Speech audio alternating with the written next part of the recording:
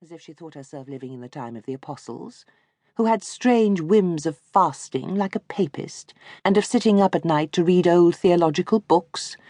Such a wife might awaken you some fine morning with a new scheme for the application of her income which would interfere with political economy and the keeping of saddle-horses.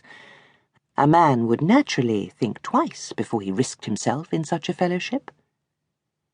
The rural opinion about the new young ladies, even among the cottagers, was generally in favour of Celia as being so amiable and innocent-looking, while Miss Brooke's large eyes seemed, like her religion, too unusual and striking. She was open, ardent, and not in the least self-admiring. Indeed, it was pretty to see how her imagination adorned her sister Celia with attractions altogether superior to her own. And if any gentleman appeared to come to the Grange from some other motive than that of seeing Mr. Brooke, she concluded that he must be in love with Celia. Sir James Chetham, for example, whom she constantly considered from Celia's point of view, inwardly debating whether it would be good for Celia to accept him. That he should be regarded as a suitor to herself would have seemed to her a ridiculous irrelevance. Dorothea, with all her eagerness to know the truths of life, retained very childlike ideas about marriage.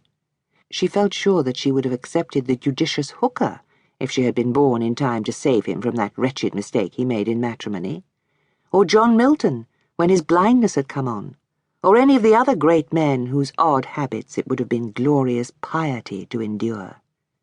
But an amiable, handsome baronet who said "exactly" to her remarks, even when she expressed uncertainty, how could he affect her as a lover? The really delightful marriage must be that where your husband was a sort of father and could teach you, even Hebrew, if you wished it. Sir James Chetham was going to dine at the Grange today with another gentleman whom the girls had never seen, and about whom Dorothea felt some venerating expectation.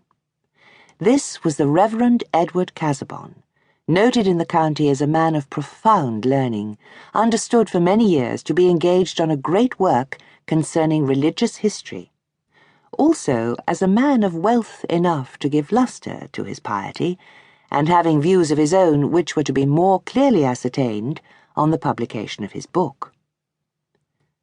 Early in the day, Dorothea had returned from the infant school which she had set going in the village, and was taking her usual place in the pretty sitting-room which divided the bedrooms of the sisters, bent on finishing a plan for some buildings, a kind of work which she delighted in, when Celia, who had been watching her with a hesitating desire to propose something, said, "Dorothea, dear, if you don't mind, if you're not very busy, suppose we looked at Mamma's jewels today and divided them. It is exactly 6 months today since Uncle gave them to you, and you've not looked at them yet." "Well, dear, we should never wear them, you know." Dorothea spoke in a full, cordial tone, half caressing, half explanatory. Celia coloured and looked very grave.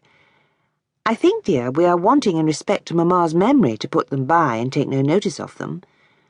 And," she added, after hesitating a little, with a rising sob of mortification, "necklaces are quite usual now, and Madame Poinson, who was stricter in some things even than you are, used to wear ornaments, and Christians generally. Surely there are women in heaven now who wore jewels." "You would like to wear them," exclaimed Dorothea, an air of astonished discovery animating her whole person. "Of course, then let us have them out. Why did you not tell me before? But the keys. Ah." She pressed her hands against the sides of her head and seemed to despair of her memory. "They are here," said Celia, with whom this explanation had been long meditated and prearranged. The casket was soon opened before them, and the various jewels spread out, making a bright parterre on the table. It was no great collection, but a few of the ornaments were really of remarkable beauty, the finest that was obvious at first being a necklace of purple amethysts set in exquisite gold-work, and a pearl cross with 5 brilliants in it. Dorothea immediately took up the necklace and fastened it round her sister's neck, where it fitted almost as closely as a bracelet. But the circle suited the Henrietta Maria style of Celia.